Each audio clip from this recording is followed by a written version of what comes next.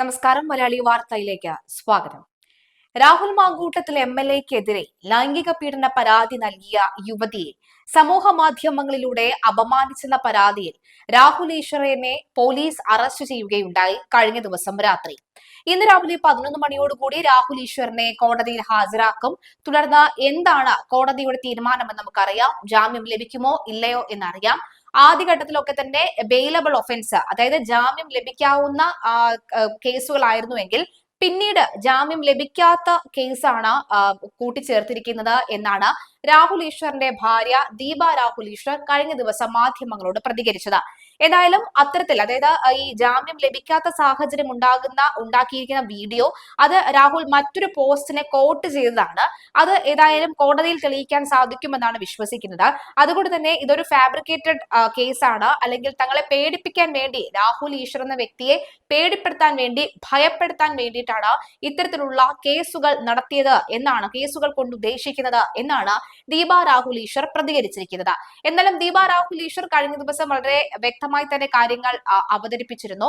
ഒപ്പം അതുപോലെ തന്നെ രാഹുൽ ഈശ്വറിനെ കഴിഞ്ഞ ദിവസം രാത്രിയോടുകൂടി ഏറെ വൈകി നേരം വരെ ചർച്ച ചെയ്തുകൊണ്ടേയിരുന്നു. ഒരുപാട് സമയം ഇവർ തമ്മിൽ ചോദ്യങ്ങൾ ചോദിച്ചുകൊണ്ടേയിരുന്നു. രാഹുലിനെ ഏകദേശം പുലർച്ചെ 2-3 മണി വരെ തന്നെ ചോദ്യം ചോദിച്ചുകൊണ്ടിരുന്നു എന്നാണ് മനസ്സിലാക്കാൻ സാധിക്കുന്നത്. എന്നാലും സൈബർ പോലീസാണ് രാഹുലിനെതിരെ കേസ് രജിസ്റ്റർ ചെയ്തിട്ടുള്ളത്.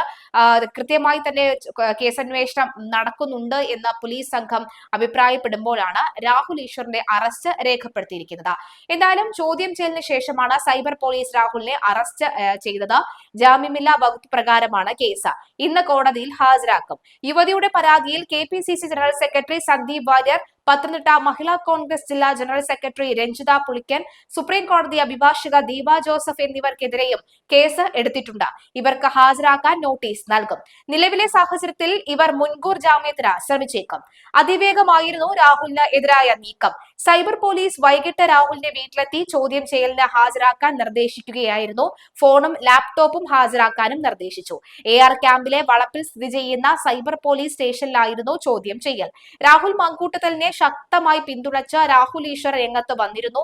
സമൂഹ മാധ്യമങ്ങളിലൂടെ അപമാനിക്കുന്നതായി കഴിഞ്ഞ ദിവസമാണ് യുവതി പരാതി നൽകിയത്. കോടതിയിൽ ഹാജരാക്കുമ്പോൾ രാഹുൽ ഈശ്വറിന് ജാമ്യം കിട്ടുമോ എന്നത് നിർണായകമാണ്. അല്ലാത്ത പക്ഷം ജയിലിലേക്ക് പോകേണ്ടി വരും. അങ്ങനെ ജയിലിലേക്ക് പോവുകയാണെങ്കിൽ എന്തായിരിക്കും തീരുമാനം? രാഹുൽ മാങ്കൂട്ടത്തിന് മുന്നേ രാഹുൽ ഈശ്വറെ അറസ്റ്റ് ചെയ്തു എന്നൊരു കാര്യത്തിലേക്ക് കാര്യങ്ങൾ വരും. പക്ഷെ നേരത്തെ തന്നെ ഇങ്ങനെ ഒരു വാർത്ത വന്നിരുന്നു. അതായത് രാഹുൽ മാങ്കൂട്ടത്തിന് മുന്നേ തന്നെ മറ്റു ചിലരെ കൂടി അറസ്റ്റ് ചെയ്യും, അവരെ അറസ്റ്റ് ചെയ്യാനുള്ള നീക്കങ്ങൾ നടക്കുന്നുണ്ട് എന്നൊരു വാർത്ത വന്നിരുന്നു. അതിന് പിന്നാലെയാണ് ഇത്തരത്തിൽ രാഹുൽ ഈശ്വറിന്റെ അറസ്റ്റ് രേഖപ്പെടുത്തിയത്. സ്ത്രീത്വത്തെ അപമാനിക്കൽ, ഭീഷണിപ്പെടുത്തൽ എന്നീ വകുപ്പുകൾ ചേർത്താണ് കേസ് രജിസ്റ്റർ ചെയ്തിരിക്കുന്നത്. ഇലക്ട്രോണിക് സംവിധാനങ്ങളുടെ ദുരുപയോഗവും ചുമത്തിയിട്ടുണ്ട്. വ്യക്തി വിവരങ്ങൾ വെളിപ്പെടുത്തിയെന്ന അടക്കം ചൂണ്ടിക്കാട്ടി യുവതി നൽകിയ പരാതിയിലാണ് സൈബർ പോലീസിന്റെ നടപടി. രാത്രി 9 അറസ്റ്റ് രേഖപ്പെടുത്തിയത്. മൊബൈൽ ഫോൺ പിടിച്ചെടുത്തു. പോസ്റ്റ് ചെയ്ത വീഡിയോ കണ്ടെത്തി. ജനറൽ ആശുപത്രിയിൽ വൈദ്യപരിശോധന നടത്തി. കോടതിയിൽ നിന്നും രാഹുലിന് ജാമ്യം കിട്ടാൻ സാധ്യത കൂടുതലാണ്. അതുകൊണ്ടാണ് രാത്രിയിൽ മജിസ്ട്രേറ്റിന് മുന്നിൽ ഹാജരാക്കാത്തത് എന്നാണ് വിലയിരുത്തൽ. പരാതിക്കാരിയെ സമൂഹത്തിന് മുന്നിൽ വെളിപ്പെടുത്തുന്ന രീതിയിൽ സംസാരിക്കുകയോ പോസ്റ്റ് ഇടുകയോ ചെയ്തിട്ടില്ല എന്ന് സന്ദീപ് വാര്യർ പ്രതികരിച്ചു. കേസിനെ നിയമപരമായും രാഷ്ട്രീയമായും നേരിടും. ആദ്യം ഇരയുടെ പേര് വെളിപ്പെടുത്തിയത് DYFI ആണ്. DYFI നേതാവ് മൈക്കുകെട്ടി പ്രസംഗിച്ചു. എന്നിട്ടും കേസ് എടുത്തില്ലെന്നും സന്ദീപ് വാര്യർ പറഞ്ഞു. പരാതിക്കാരിയായ യുവതിക്കെതിരെയുള്ള സൈബർ ആക്രമണത്തിൽ കൂടുതൽ നടപടികൾ ഉണ്ടാകുമെന്ന് ADGP S ശ്രീജിത്ത് പറഞ്ഞു. യുവതിയുടെ പരാതിയിൽ രാഹുൽ മാങ്കൂട്ടത്തിൽ MLA-ക്കെതിരെ പോലീസ് ജാമ്യമില്ലാ വകുപ്പുകൾ പ്രകാരം കേസ് എടുത്തിട്ടുണ്ട്. രാഹുൽ നിലവിൽ ഒളിവിലാണ്. രാഹുലിന്റെ ഫ്ളാറ്റിൽ പോലീസ് പരിശോധന നടത്തി. ഒളിവിൽ പോയ രാഹുൽ തിരുവനന്തപുരത്തെ അഭിഭാഷകനെ കണ്ട് മടങ്ങിയെന്നാണ് സൂചന. മുൻകൂർ ജാമ്യാപേക്ഷ ബുധനാഴ്ച പരിഗണിക്കും. മാങ്കൂട്ടത്തിനെതിരായ പരാതി നൽകിയ അതിജീവിതയെ അപമാനിച്ചതിൽ കൂടുതൽ പേരെ പ്രതിചേർത്ത് പോലീസ് കേസെടുത്തിട്ടുണ്ട്. KPCC general secretary Sandeep Warrier, Deepa Joseph, Ranjitha Pulikkal എന്നിവർക്കെതിരെയാണ് കേസ് എടുത്തത്. മഹിളാ കോൺഗ്രസ് പത്തനംതിട്ട ജില്ലാ സെക്രട്ടറിയാണ് 1-ാം പ്രതി. സുപ്രീം കോടതി അഭിഭാഷകയായ ദീപ ജോസഫ് 2-ാം പ്രതിയും ദീപ ജോസഫ് 3-ാം പ്രതിയും സന്ദീപ് വാര്യർ 4-ാം പ്രതിയുമാണ്. അഞ്ചാം പ്രതി രാഹുൽ ഈശ്വർ എന്നാണ് വിവരം. രാഹുൽ ഈശ്വറിനെ വീട്ടിൽ നിന്ന് പോലീസ് കസ്റ്റഡിയിൽ എടുത്തിട്ടുണ്ട്.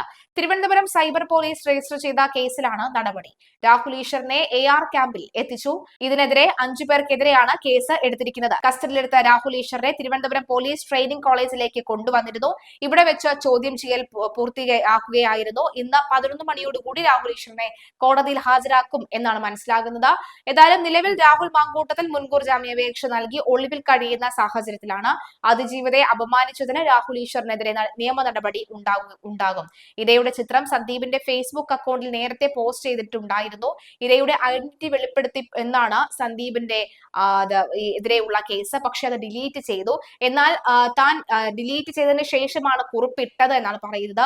അത്തരത്തിൽ ഡിലീറ്റ് ചെയ്യാതെ തന്നെ ഫോട്ടോ ഉണ്ട് എന്ന് പറഞ്ഞുകൊണ്ട് കുറിപ്പിടാൻ താൻ അത്ര മണ്ടനാണോ എന്നും സന്ദീപ് വാര്യർ ചോദിക്കുന്നുണ്ട്. പരാതിക്കാരുടെ ഐഡന്റിറ്റി വെളിപ്പെടുത്തുന്ന പണ്ട് ഞാൻ ഫേസ്ബുക്കിൽ പങ്കുവച്ച കല്യാണ ഫോട്ടോ ചിലർ ദുരുപയോഗിക്കുന്നതായി കാണിച്ച് ഡിലീറ്റ് ചെയ്യണമെന്ന് ആവശ്യപ്പെട്ട് പലരും സന്ദേശം അയച്ചെന്നായിരുന്നു സന്ദീപ് വാര്യർ ഫേസ്ബുക്കിൽ കുറിച്ചത്. പരാതിക്കാരുടെ ഐഡന്റിറ്റി പുറത്തു പോകുന്നത് ശരിയല്ലാത്തതിനാൽ ഉത്തരവാദിത്തപ്പെട്ട കോൺഗ്രസ് പ്രവർത്തകൻ എന്ന നിലയ്ക്ക് ഞാൻ അത് ഡിലീറ്റ് ചെയ്യുകയാണ്.